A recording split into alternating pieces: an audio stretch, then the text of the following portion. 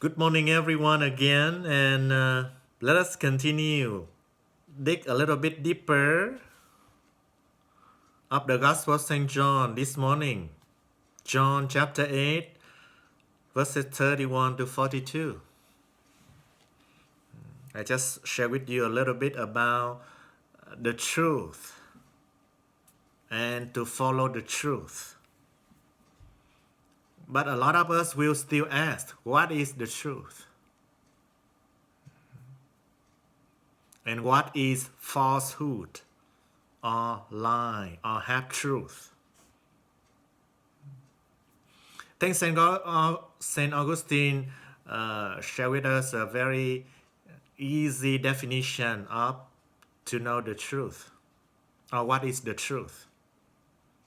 The truth is to tell the thing as it is. I hold this living with Christ in my hand.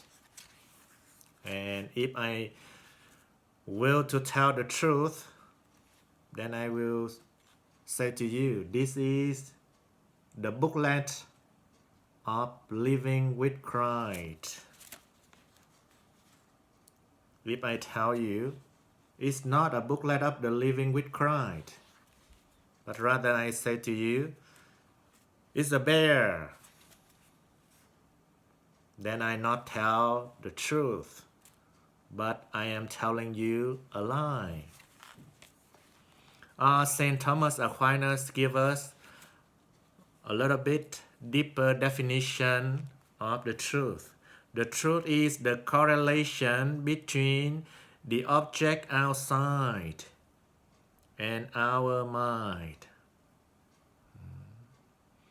The object outside here, we see it, we can touch it, we can feel it. The music, the sound,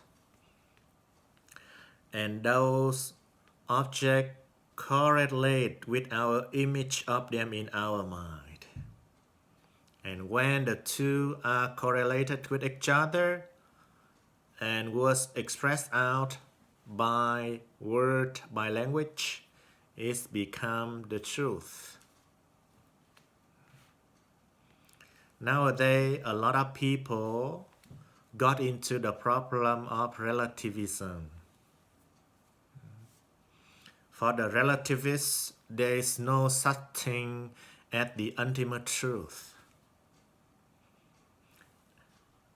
The often saying is, different stroke for different folks.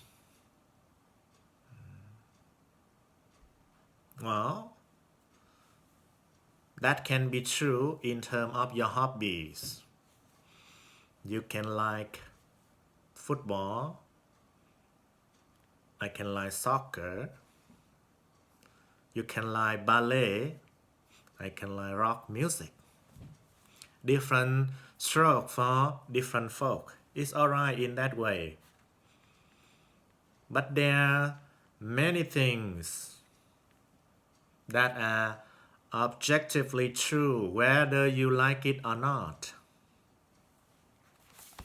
For example, whether you like the law of gravity or not,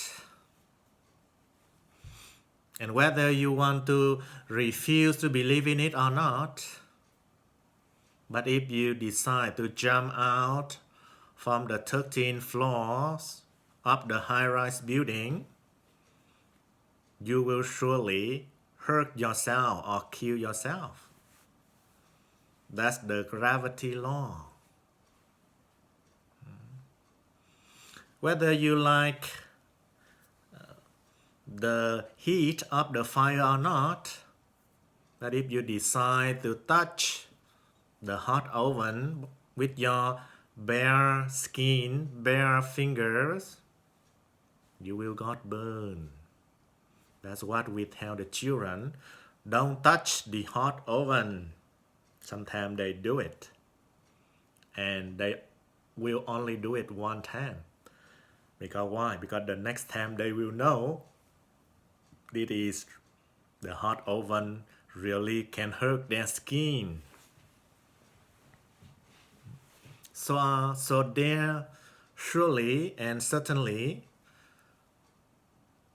objective truth and universal truth and the ultimate truth is God. Jesus said, I am the way, the truth, and the life. In capital, the. In the gospel today, some of the Jews answer Jesus, we are descendants of Abraham and have never been slaves to anyone. Obviously, when they speak to that with Jesus, they were telling him a lie. Because the descendant of Abraham were many times slaves to many other countries. They were slaves in Egypt. They were slaves in Babylon, in Persia. And when the Greeks came, they also put a lot of them into the slavery. So they are telling a lie to Jesus.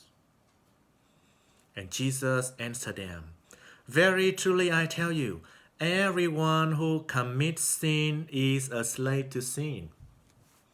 He tells us the truth right here. We become slave to sin. Any of you who got into certain of addiction know that. We thought that we can control ourselves, but those temptations can overcome us, can make us slave to them. Every sin repeatedly committed will make us slaves to them. Addictions, drugs addiction, money addiction, all kind of addiction will make us their slaves. And Jesus said here, the slave does not have a permanent place in the household. The son has a place there forever. We are the children of God. This reminds us of the parable of the prodigal son. The prodigal son with a very high dignity and lived comfortably in his father's house. And then he ran out, squandered on his inheritance, and became a slave, became a swineherd boy to take care of the swine. And he just want to eat a little bit of the food of the swine, the creature that the Jews despise the most. Just want to taste that ugly and nasty food, and nobody allow him. He falling down to ultimate shame and pain and so low in the esteem in his self-esteem. Because why? Because he has chosen to become the slave for sin, for his passion, for his wild instinct. But when he decided to come back to his father, he restored his dignity. The father restored his dignity. The father embraced him, accept him once again, and his son, put him the robe, put on him the robe, the beautiful robe, the ring to signify his status in his household. And the father gave the big feast, the big celebration. Why? Because he has found his son again. His son, before seeming death already, now returned and became his son, his beloved son once again. So the concluding is very beautiful. So if the Son make you free, you will be free indeed. The joy to be in the love of God is the ultimate joy. The joy to walk, the joy of walking in front of God every day is ultimate joy, ultimate consolation. Don't ever let ourselves to become the slave to sin and lose that joy.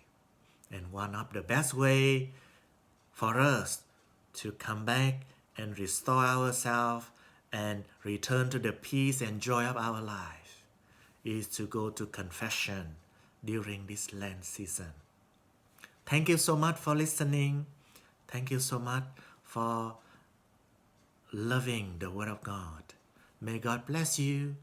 May God always keep us and protect us. Have a nice day.